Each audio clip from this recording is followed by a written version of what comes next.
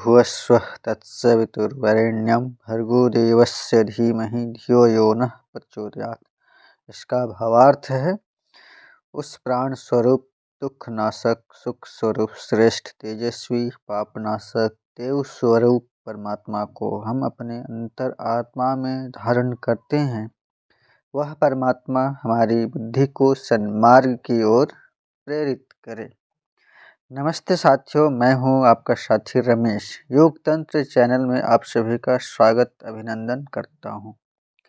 किसी भी संप्रभु देश का अपना एक नीति नियम होता है, जिसे उस देश का संविधान या कॉन्स्टिट्यूशन कहा जाता है। उसी के आधार पर वहां का राजकाज किया जाता है। राजनीति में तो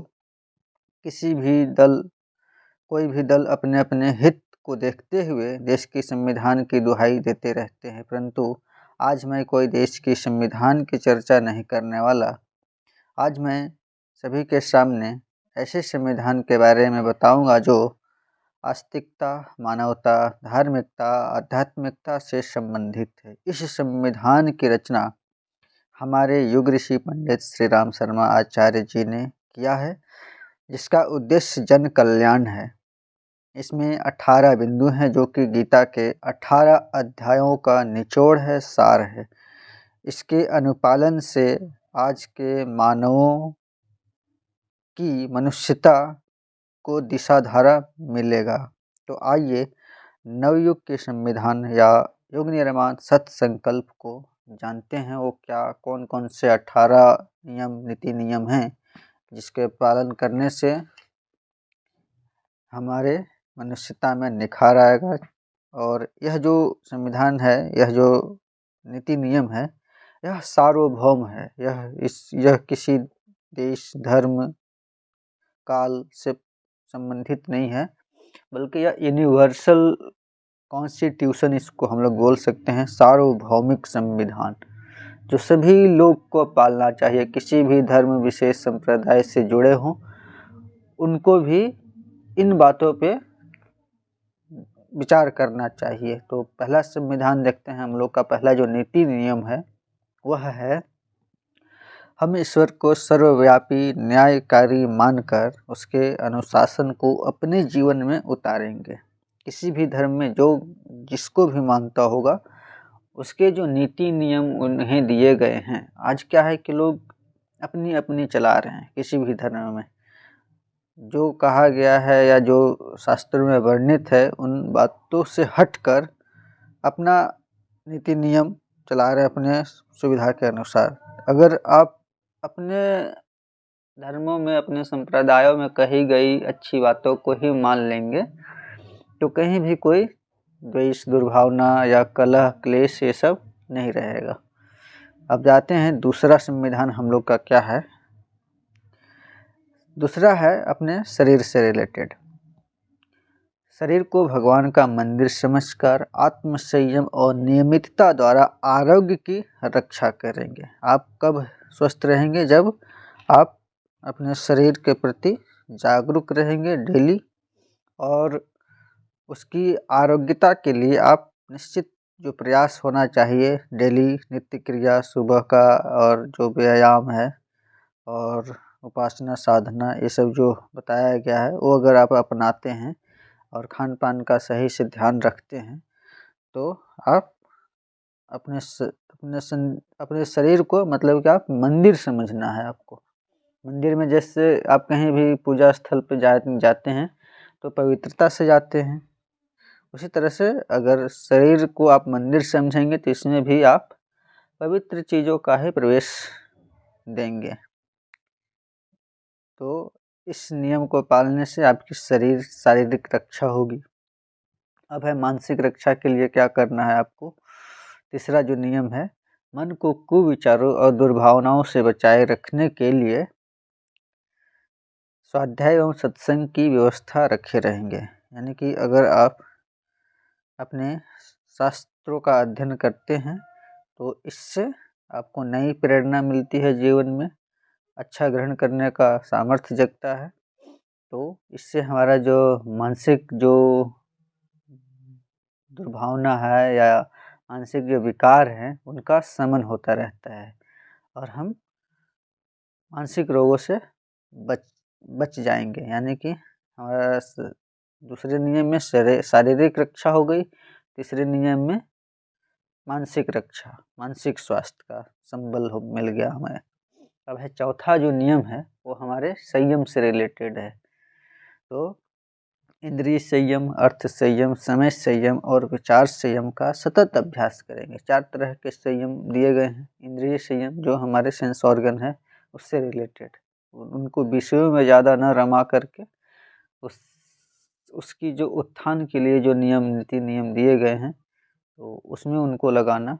या फिर है अर्थ संयम, जो धन संपदा का जो संयम है, कहाँ पे खर्च करना है कहाँ पे नहीं करना है इसका विचार करके उसे खर्च करना। समय संयम, अपने समय को बर्बाद ना करें, अच्छे कामों में लगाए रखें।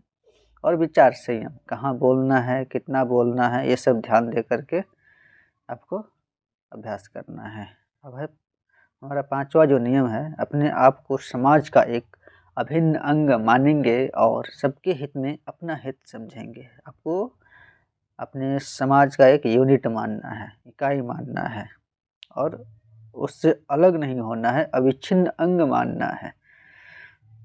अलग आपको अपने आप को नहीं समझना है। अलग समझेंगे तो आप अकेले पड़ जाएंगे, और एक साथ अपने आप को वहाँ पे समझेंगे तो आप सबके साथ रहेंगे।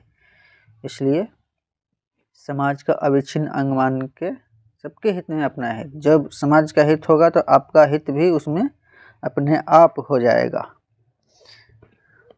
तो आप कोई भी ऐसा कार्य करते हैं जिसमें कि आपको समाज का हित न हो रहा हो तो उस कार्य को नहीं करना चाहिए। कोई भी कार्य करने से पहले सोच विचार के देख लीजिए कि इससे समाज का हित हो रहा है कि नहीं।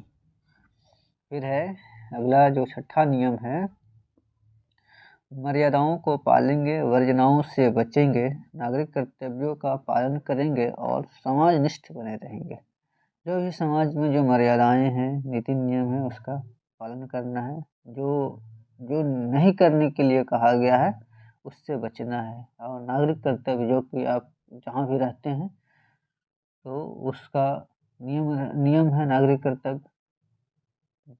कहीं भी कोई भी देश में आप रह रहे हैं तो वहाँ के संविधान में कर्तव्य भी दिए रहते हैं, तो उसका पालन करना है और सदा समाजनिष्ठ बन के रहना है। अब 7वां जो नियम है हमारा, समझदारी, ईमानदारी, जिम्मेदारी और बहादुरी को जीवन का एक अविच्छिन्न अंग मानेंगे। यानी आपको समझदार भी बनना है, ईमानदार भी बनना है, जिम्मेदार भी होना है और बहादुरी, ये सब जब तीनों चीज़ें रहेंगे तो आप बहादुर आप अपने आप बन जाएंगे। उसमें कोई शस्त्र उठाने की ज़रूरत नहीं है कि चलो हम पूरा तलवार भाला घड़ा सा उठाना है, ऐसा कुछ नहीं। अपने विवेक से व्यवहार करना है सभी के साथ। तो जहाँ पे अगर उसकी भी ज़रूरत है तो वो भी उठाना ज़रूरी है, शस्त्रों को भी। तो आप जब विवेकवान रहेंगे तो आपको सब पता रहेगा कि कहाँ पे क्या ज़रूरी है। अब है जो हमारा 8वां नियम हमारा कहता है, चारों ओर मधुरता, स्वच्छता, सादगी एवं सज्जनता का वातावरण उत्पन्न करेंगे। यानी कि चारों तरफ अपने आसपास मधुरता बना के रखना है, किसी से कटु व्यवहार नहीं रखना है। स्वच्छता यानी कि स्वच्छता मतलब कि साफ सफाई, सादगी, फैशन परस्ती या व्यसन ये सब नहीं आने देना है अपने जीवन में। और सज्जनता, जेंटलमैनशिप, यानी कि आपको सज्जन बन के रहना है। दुराचारी, व्यभिचारी, बलात्कारी, आतंकवादी ये सब नहीं बनना है, सज्जन बन के रहना है, नागरिक बन के। और फिर हमारा 9वां नियम है, अनीति से प्राप्त सफलता की अपेक्षा नीति पर चलते हुए असफलता को सिरोधार्य करेंगे। अगर आप नीति पर चल रहे हैं, अनीति को अस्वीकार कर रहे हैं, तो आपके लिए मानवता के लिए यही अच्छा चीज़ है। अगर आप सभी लोग, आप जितने भी नागरिक हैं देश में, अगर ईमानदारी से कार्य करने लगे तो भ्रष्टाचार आपको कहीं भी दिखाई नहीं देगा। तो धीरे धीरे विरोध करना है भ्रष्टाचार का, तभी हम आगे बढ़ पाएंगे। अब जो संविधान का जो हमारा 10वां नियम है वह है मनुष्य के मूल्यांकन की कसौटी उसकी सफलताओं, योग्यताओं एवं विभूतियों को नहीं, उसके सद्विचारों और सत्कर्मों को मानेंगे। अभी समाज में क्या है कि लोग धन संपत्ति से जो संपन्न है उन्हीं को ज़्यादा तवज्जो देते हैं, लेकिन मूल्यांकन की कसौटी क्या होना चाहिए हमारा? योग्यता और विभूति, सत्कर्म और सद्विचार और सत्कर्म उसका देखना है। जो कसौटी है सफलताओं का, योग्यताओं विभूतियों को नहीं, यानी जितना उसकी योग्यता है या विभूति है उससे नहीं आंकना है उसको। सद्विचार उसके कितने हैं, सत्कर्म उसने क्या किया है, क्या कर रहा है, उसके आधार पर हमें देखना है कि कौन सफल है कौन असफल है। फिर उसके बाद है हमारा 11वां जो संविधान है वह है दूसरों के साथ वह व्यवहार नहीं करेंगे जो हमें अपने लिए पसंद नहीं। जो व्यवहार आपको खुद के लिए पसंद नहीं है, जो आप अवहेलना करते हैं या आशा करते हैं कि ऐसा व्यवहार हमसे कोई ना करे, तो दूसरों के साथ भी वह व्यवहार आप मत कीजिए। यानी कि जैसा करेंगे वैसा ही पाएंगे। तो अगर आपको अच्छा पाना है तो अच्छा व्यवहार करना पड़ेगा। फिर है हमारा जो 13वां नियम है, नहीं 12 है, 12वां है नर नारी परस्पर पवित्र दृष्टि रखेंगे। यानी कि जो जेंडर इक्वलिटी की बात होती है वहाँ पे आपको परस्पर, जब तक आप पवित्र दृष्टि नहीं रखेंगे तब तक इक्वलिटी नहीं मेंटेन हो पाएगा। यानी कि अगर आप नारी का सम्मान करेंगे तभी वो भी आपका सम्मान करेगी, अगर अपमान करेंगे तो आपको भी अपमानित होना पड़ेगा। 13वां जो संविधान है हम लोग का वह है संसार में सत्प्रवृत्तियों के पुण्य प्रसार के लिए अपने समय, प्रभाव, ज्ञान, पुरुषार्थ एवं धन का एक अंश नियमित रूप से लगाते रहेंगे। यानी कि अगर आप चाहते हैं कि समाज में वृत्तियाँ या पुण्यों का प्रसार हो तो आपको अपना समय भी देना पड़ेगा, आपका प्रभाव जो हो वो भी देना है, ज्ञान भी देना है और पुरुषार्थ और धन का एक अंश। यानी कि ये जो 5 जो नियम है, समय, प्रभाव, ज्ञान, पुरुषार्थ एवं धन का एक अंश, ये आपको नियमित रूप से लगाते रहना पड़ेगा, तभी पुण्यों का प्रसार होगा, सत्कर्मों का प्रचार होगा। अब 14वां जो हमारा नियम संविधान है वह है परंपराओं की तुलना में विवेक को महत्व देंगे। यानी कि जो आपकी जो पुरानी परंपरा है, अगर उसमें कुछ त्रुटि आ गई है तो आप विवेक को महत्व दे करके उसका निदान कीजिए, समाधान कीजिए, उसको हटाने की कोशिश कीजिए। अगला है 15वां जो हमारा संविधान है वह सज्जनों को संगठित करने, अनीति से लोहा लेने और नव सृजन की गतिविधियों में पूरी रुचि लेंगे। यानी कि सज्जनों को संगठित करना है, अनीति से लोहा लेना है, तो आपको उसमें रुचि दिखाना पड़ेगा। ये नहीं कि खाली कह रहे हैं, सोच रहे हैं और कुछ कर नहीं रहे हैं। तो रुचि लेने का मतलब कि उसमें आपको शामिल होना पड़ेगा, तभी ये सब गतिविधियाँ आगे बढ़ सकती है। नहीं तो कहने से या दान दे देने से कुछ नहीं होगा। आप जब तक रुचि भी नहीं लेंगे तब तक इन बातों का प्रचार प्रसार नहीं हो पाएगा। अब है हमारा ये है 16वां जो संविधान है वह है राष्ट्रीय एकता एवं समता के प्रति निष्ठावान रहेंगे, जाति, लिंग, भाषा, प्रांत, संप्रदाय आदि के कारण कोई परस्पर भेदभाव न बरतेंगे। एक भारत, अखंड भारत या विविधता में एकता की जो बात है, यहाँ पे आप ये देख सकते हैं, राष्ट्रीय एकता के प्रति निष्ठावान रहना है। निष्ठावान और जाति, लिंग, भाषा, प्रांत, संप्रदाय आदि के कारण कोई आपस में भेदभाव नहीं रखना है। तो ये है संविधान हमारा 16वां 17वां जो संविधान है वह है, मनुष्य अपने भाग्य का निर्माता आप है। इस विश्वास के आधार पर हमारी मान्यता है कि हम उत्कृष्ट बनेंगे और दूसरों को श्रेष्ठ बनाएंगे तो युग अवश्य बदलेगा। अब अगर समय को बदलता देखना चाहते हैं तो आपको क्या करना है, ये विश्वास करना है कि मनुष्य अपने भाग्य का निर्माता आप है। जैसा आप करेंगे वर्तमान में वैसा ही आपका भविष्य बनेगा।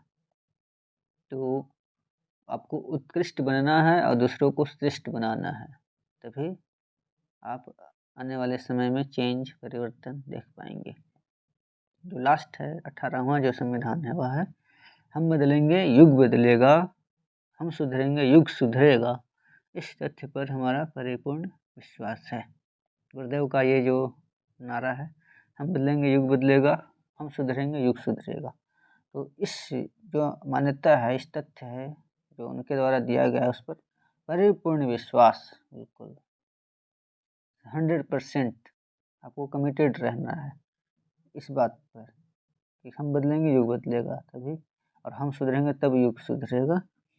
इस बात को अगर आप मानते हैं, इसकी अनुपालन करते हैं, तो कोई भी आपको नवयुग लाने से रोक नहीं सकता है। परिवर्तन जो आप चाहते हैं वह होने से कोई आपको रोक नहीं पाएगा, आप परिवर्तन को देख पाएंगे। तो ये जो 18 जो संविधान है, 18 जो नियम है, यह सार्वभौमिक है। यह नहीं है कि हिंदू के लिए है बस या मुसलमान के लिए है, सभी के लिए, जितने भी धर्म संप्रदाय हैं, हिंदू मुस्लिम सिख ईसाई जैन बौद्ध सब पारसी, ये सबके लिए ये नीति नियम निर्धारित करके बनाया गया है परम पूज्य गुरुदेव के द्वारा।